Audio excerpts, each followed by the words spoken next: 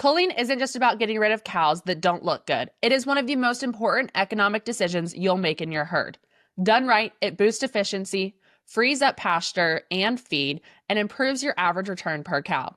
Done wrong, it'll cost you in feed, in replacements, and in missed opportunity.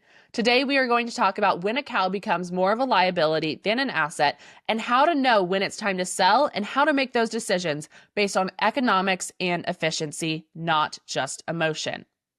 Cull cows actually make up a bigger part of your bottom line than a lot of people realize. For many cow-calf operations, cull cow sales can account for 15 to 30% of total revenue.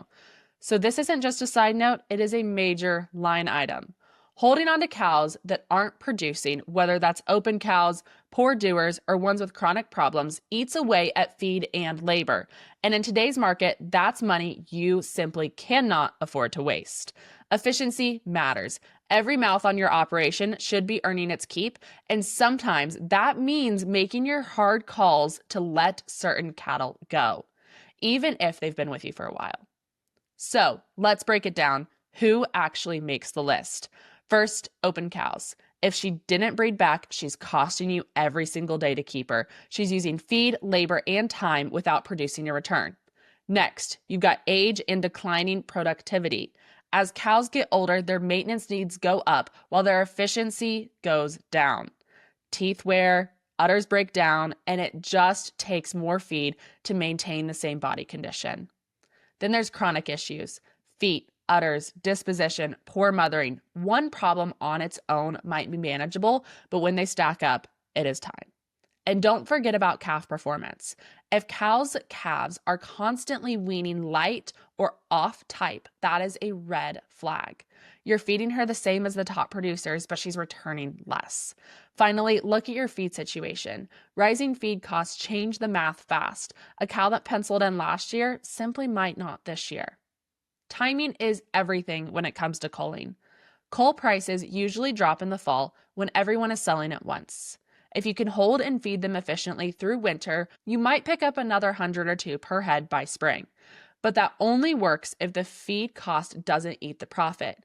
If it costs you $900 to hold her, you might gain $200 in price. That is not a win at the end of the day. Replacement costs matter too. If bred heifers are sky high, maybe you hold on to some older cows for another year. But if replacement prices are soft, it might make sense to turn over more cows. Preg checking also plays a big role here. The earlier you know which cows are open, the sooner you can move them before they lose value or body condition. Here is a simple example. Let's say you've got a 9-year-old cow that's been weaning light calves. She's starting to lose teeth and feed prices are climbing. If you keep her, she'll cost you roughly $900 in feed and care through winter. Right now, her cull value is $1,300. If you wait until spring, maybe you'll get $1,500. That is a $200 gain, but you spent $900 to get there. In that case, holding her doesn't pencil out. When you run this kind of math, it takes the guesswork out of the emotional side. You're just comparing cost versus return. Here's what separates reactive culling from strategic culling. Set a target cull rate. Somewhere around 15 to 25% is pretty common for most operations. That keeps your herd young, productive, and efficient. Keep records. Track weaning weights, calving intervals, health problems, and use that data, not memory, to make decisions. Preg check early so you can market open cows while they still have value. And if you can, stagger your sales. Don't dump all your culls in the market when everyone else does. Space them out if feed and conditions allow. Also, talk to your local market managers to discuss the best time to bring them into your local auctions. Each culling decision is also a selection decision. Every cow that leaves opens a spot for a more efficient, better producing female to take her place. So here's what I want you to think about this week. Culling isn't just about managing problems, it's about managing profit. The cow that doesn't pay her way is taking feed from the ones that do. Look at your records, run the math, and don't be afraid to make the call when the numbers tell you that it is time. Because in this business, efficiency is the difference between surviving the year and actually getting ahead.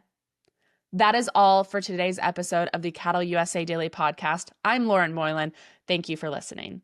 If you're watching on YouTube, make sure that you like and subscribe, and we will see you all next time.